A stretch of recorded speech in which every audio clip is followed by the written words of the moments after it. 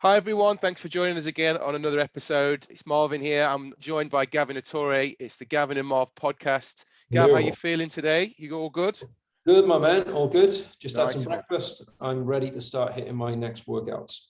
Just out of interest, don't have to give us any rationale behind it. What did you have for breakfast? I had. When you tell us, everyone's going to be like, what? But that will make sense in the end. Go on. I had Cocoa Pop Rocks with 40 grams of vanilla whey protein mixed in it. I mixed up the protein so it's for the milk and just poured it over the Cocoa Pops. Gosh. You'll have to go back to previous episodes to find out why. But this one's going to be joined to that anyway, because we're going to call this part 2 of a trilogy that we're bringing to you. It's talking about getting Gav ripped over the age of 40 with kids, full-time job, partner that's working different shifts. The previous episode, we spoke about Gav's training process throughout this as he led up to a photo shoot. And if you want to see the end result, go to @Gavin on Instagram and you'll see his lovely body. He didn't even get me down there to apply the oil, which I was annoyed about. I mean, I thought I was his wingman, but obviously all that's gone now. I was expecting the call. Yeah, I haven't told you about the second photo shoot I'm doing in a couple of weeks when I come to your house. Oh, well, I'll let my wife know. Right, to get out the house.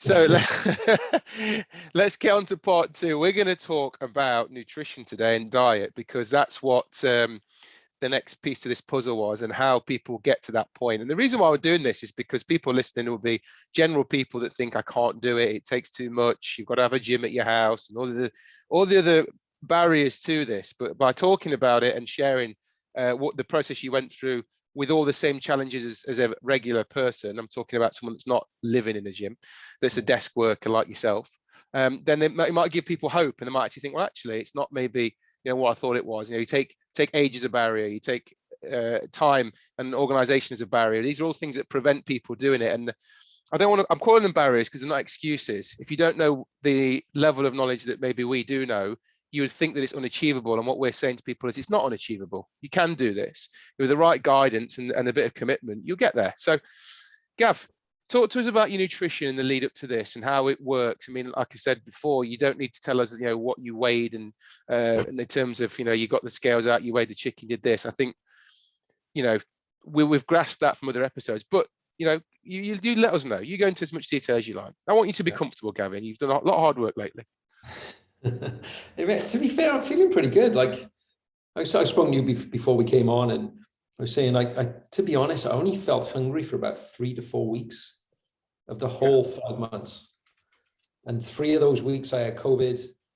Well, I had COVID for about 2 weeks, and then it was just a week just getting back into things a little bit. I wasn't cranking workouts out like I normally would, but there was 3 days for my anniversary in London, so we celebrated that. I didn't really track food there, but I'll talk to you about how I kept on plan, so to speak, with that as well. Mm-hmm.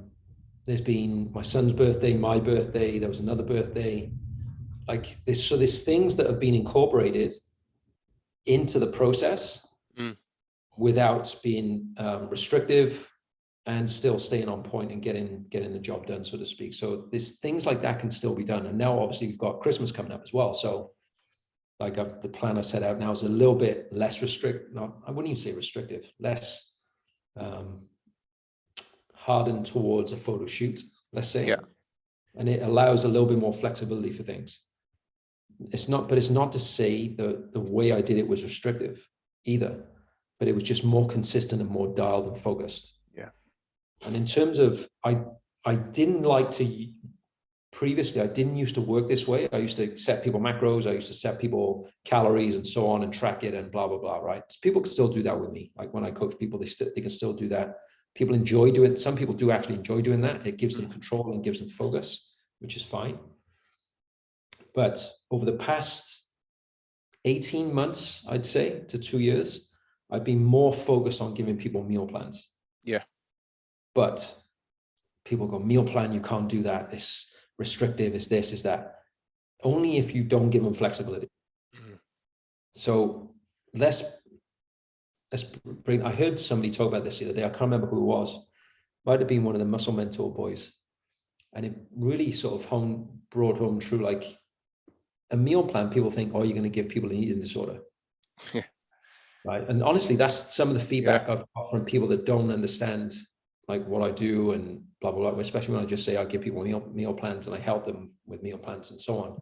But if you look at somebody with an eating disorder, what are they given to help them back out of it?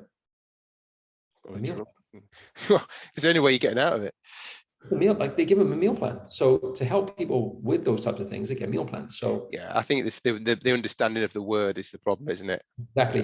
And it's the way it's coached and it's the way it's laid out. Yeah. So when we actually break a meal plan down, Marv, name me how many meals in a day, like, or how many foods that we eat on average that are variety based. So how many foods in our in our day-to-day eating do we rotate through? How many on average? On average, I'd say most people are around 15, 17. Okay, well, shit, we can put that in a meal plan easy. Yeah. So there's not much variety people really rotate through anyway. No, we're creatures of habit, aren't we? We go shopping and buy 5 of everything between over at work for 5 days. Exactly. So how many people have a different breakfast every day? Not many. Okay, Same thing every day. Same thing every day. So that's easy. Lunch. How many different lunches do they have? Pretty much. Yeah, it's either cold and quick or it's bought from somewhere because they're in a rush. Exactly. So those 2 meals on my meal plans are pretty much standard and same. Yeah. Now I do on my meal plan personally, I have 4 meals a day going into this. Right now I've gone up to 5. I'll go into why in a second, but I've gone up to 5 feedings per day because now I want to stack some muscle mass on. Yeah. So it's not to say that 5 meals a day is the perfect scenario. 3 or 4 could work for you as well. But I'm looking at it, and it depends how it fits in your day. If somebody tells me that they can only eat 3 meals a day and asking them to do 4 and 5 is just going to send them off the rails and everything goes to shit, you're eating 3 meals a day because you're going to be more consistent with it. I know I can be pretty consistent with 4 to 5. So I'll do that. So I'm looking at those little bit extras that I can add to it.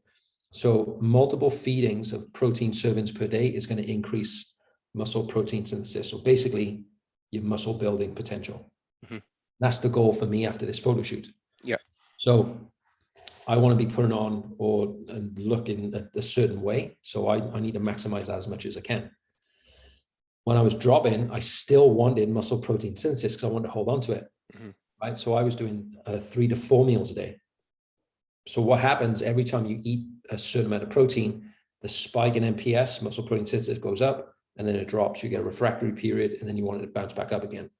The problem you've got is if you get it and it's consistent all day, so you get people just nailing BCAs and EAAs all day, like every hour on the hour, you get it staying high.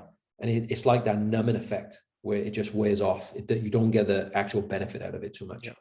So that's why you want those feed-ins. So on my meal plans, it's like 3-4 meals. The main meals that we know are going to be consistent pretty much stay the same. And this is where I say, what foods don't you like? And then we start planning in foods they enjoy. And I show them how to make that different ways. So one of my main meals for breakfast going through the photo shoot prep for losing body fat was eggs. I'd have them scrambled with low calorie spray, for example, just to keep things in check. So I knew what I was doing there. I wasn't just whacking with wads of butter in there and my calories would go through the roof. Or I would soft boil the eggs and I'd have high fiber toast with peanut butter on it. So I have peanut butter toast and eggs. Okay. Like that would keep me full for ages. Tasty, good to go. Then I would be doing a protein oats bowl. So this was like pre-workout or post-workout. I do my oats, whey protein. I think I told you I made this, but I did it with rice on my photo shoot week, peak week type of thing. But typically I do this with oats. So oats, slower digesting. There's fats in there. I was using peanut butter in that as well. Protein in there. So if you look at those 2 meals alone, there's protein, carbs, and fats. So it's pretty balanced meals. So it slows digestion down. It keeps my blood sugar stable. And I'm satisfied in between meals much longer. It's easier to not go and like, oh, I'm hungry, I'm going to snack. The problems occur for people that I find is those last meals towards the end of the day where family life comes into play. Dinner, what are we going to have? So it's basically planning those meals more in advance. So what recipes are we going to use for this? So that's where I looked at, okay, what do my family enjoy? And luckily we always do home cooked food, to be fair. So it's like chilies, bolognese, homemade burgers, Asian style flavors, like when we used to go to Hong Kong and things like that. So I'm using loads of soy sauce, lime, garlic, ginger, coriander, things like that. So we make stir fries with that. We make salmon and rice and things like that with it. So we basically had recipes that we would go to, and we would go, what are we gonna have tonight? And all I would look is my meal plan and go, right, okay, yeah, let's just do this. And I just make sure the weights that I needed to have were on my plate. But the recipes rotated, and we just had fun with those recipes. Mm-hmm. And that's how I found it. Like, it wasn't really a diet. It was just a normal way to eat. Just adapted your way of eating. And I just adapted it, and I just controlled the amounts on my plate and just kept it that simple. Now, all the way through the 5 months, I changed the meal plan about 3 times. Right. And all I did was go 200 or 250 calorie drops each time. Yeah. But I tweaked it in a way where we dropped 50% of those calories from carbs and 50% from fats. Right. Until we got into the last like week or so. And that's when I wanted more depletion and so on. Hey, don't leave off the trilogy. Part 3 of the trilogy is the final week. We'll do the peak week on that. Yeah. So we'll go into that more detail. But that's how I set the meal plan. I tweaked it 3 times, and all I did was tweak portion sizes. Right. But I tweaked it in a way where I didn't notice much had changed. Right. So the meal stayed the same. Mm-hmm.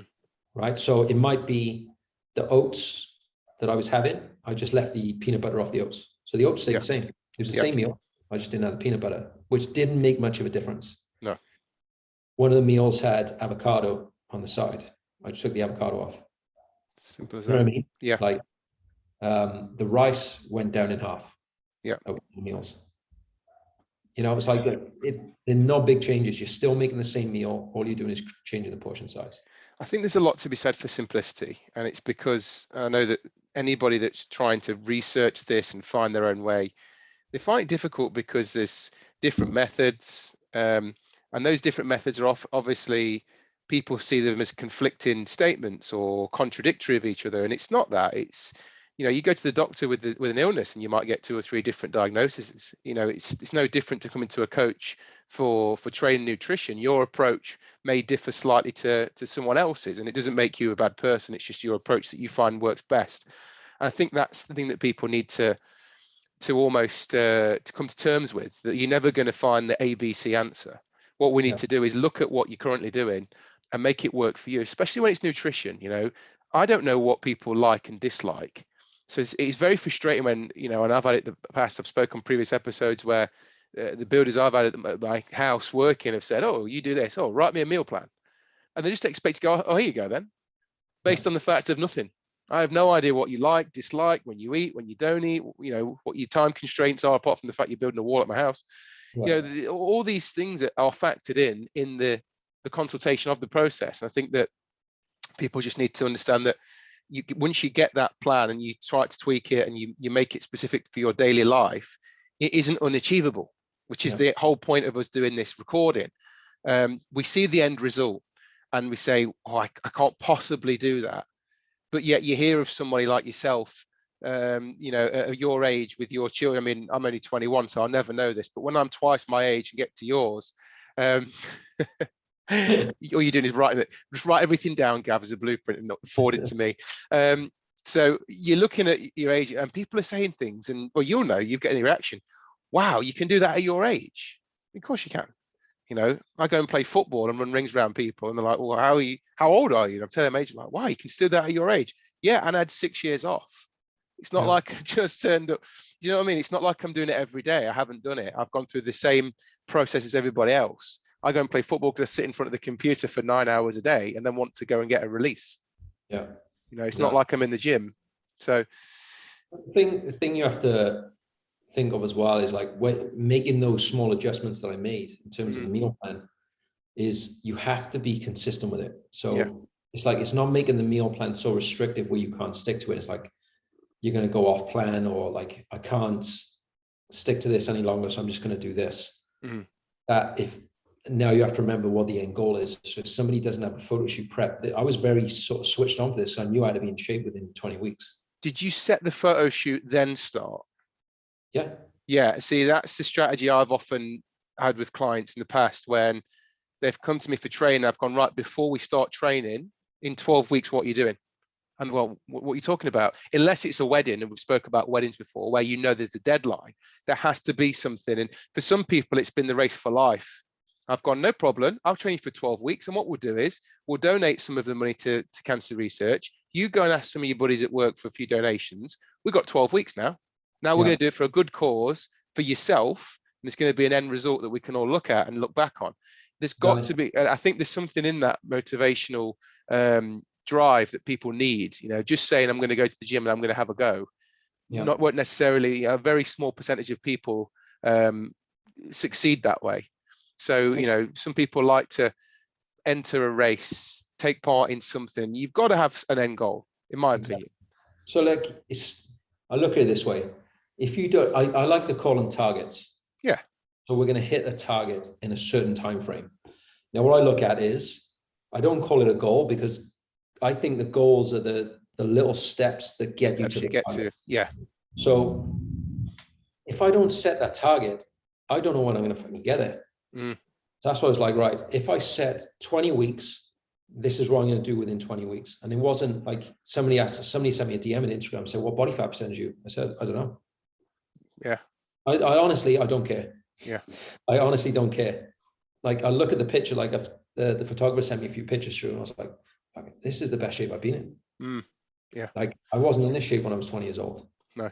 Like it's pretty, like granted, I've done weight training for years and so on, but I'm 41, it's the best shape I've been in. So I don't care what my body fat percentage is. No. All I look at is what's my weight done? And this is where the consistency comes in. So the tangent I just went off on and what I want to bring it back to is if you're consistent, you can see the average weight fluctuations over the week. So I weigh every day and then I get the average over the week. And then I can see week by week what the percentage weight loss or muscle gain is going to be. And there's specific numbers that I would look at.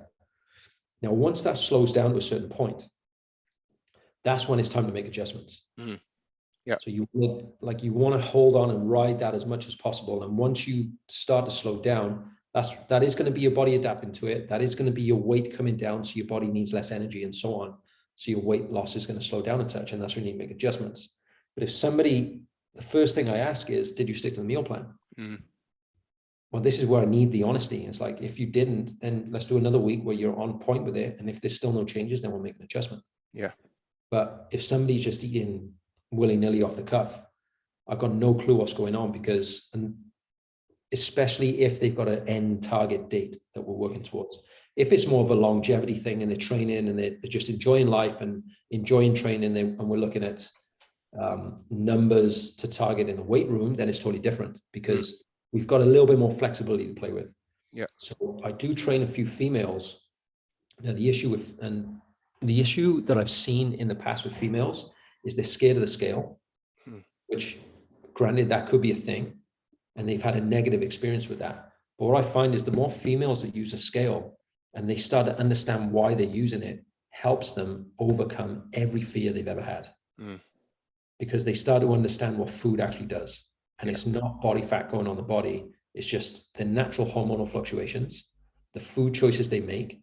And once they overcome that, they just lose weight because they're starting to understand exactly what they're doing. One girl at the minute, she was stuck at a certain weight for years. I was like, just weigh every day for me. Even if it's for 21 days, 30 days, we'll go through one cycle. If you don't want to do it after that, don't do it. Now she's just dropped 2 kilos in literally a month. Yeah. Because she can see the fluctuations. She understands if she eats certain foods, and we're talking more processed foods, hyperpalatable, more calories, more carbs, more salt, it does something to her weight. So I said, check on me every morning. Just send your weight to me. Like she's got a nutrition tracker and stuff we use, but I said, send the weight to me, send me photographs of the foods the day before. So she can see the foods and she can see the weight. Yeah. She gets the link. And her weight went up the one day she went down like nearly 800 grams the one day. And then it popped back up 400. And she went, I'm not even panicking because I can see why. Exactly. It's the key to education. You've Do you know what I just mean? got to, you've got to connect the dots yourself. Can't tell you how to Exactly. connect them. But once you've Exactly. realized that, that's just such a powerful lesson, because now she's got it. She associates the food and the behaviors with the outcome. Now she knows where to go next time. She'll never do that again. Or if she does, she'll think about it, and she'll be more, I'm going to say never do it again, because she will do it again, but she'll be more calm with the outcome. She'll be more accepting of the outcome, because that's the thing. It's not like we say never do it ever again. It's just, if I go, to the pub with a friend, I went out with a buddy at the weekend. There's a local brewery tap near me, and we just went, right, we'll start at the top and we'll work down the list. We wanted to try all the local ales. Why not? But I know what the outcome is. I know what I was getting the next day. Everyone knows what happens when you go and have a load of alcohol the next day. You accept the terms and conditions. Okay, so once she, and I don't want to turn it back into us, but that's what she did. She accepted the terms and conditions. And when you talk about people with eating disorders, psychological barriers, anxiety, depression, I'm not trying to diagnose anybody, but what I'm saying is sometimes the education of the understanding is enough to make people's anxieties reduce, because they can associate the behaviors, they know what to do.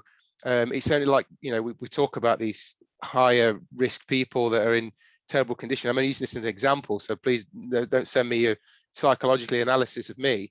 But what I'm saying is that if we learn from how do we get people in a point of distress out of it, whether it be drug rehabilitation or food rehabilitation, we help them to educate them on it, we help them on it, and we help them to come off of it naturally in a way that makes them accepting of the terms and conditions. So I'm not saying your client's got an eating disorder or psychology or problems or anything else. I'm just saying.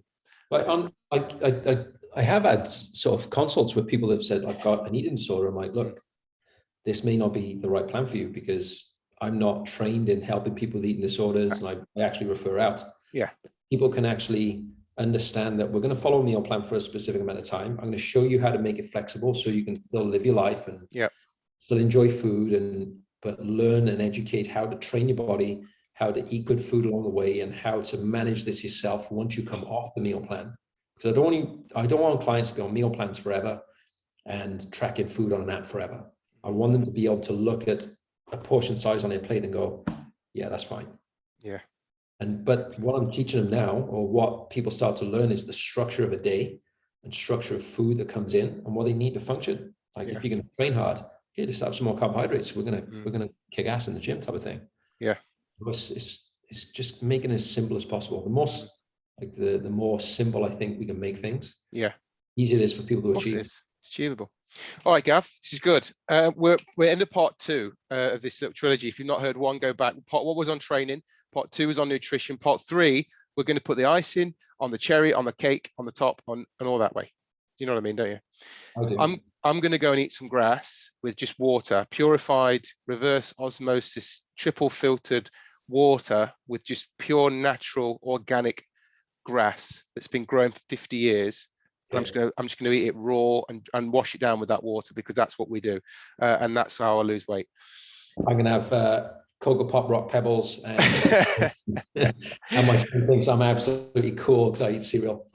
Right, part 3, everyone, is going to be on that final week. So what happens the week before you go into a photo shoot? And that's what I want to understand more of, because it's not just about picking your baby oil to apply. So I hope you can join us on part 3. That's and the main part for me. Of course it is. Getting your kit off is the best bit. Right. See you on part 3. Thank you, Gavin. I'll speak to you on another call. Yeah, mate.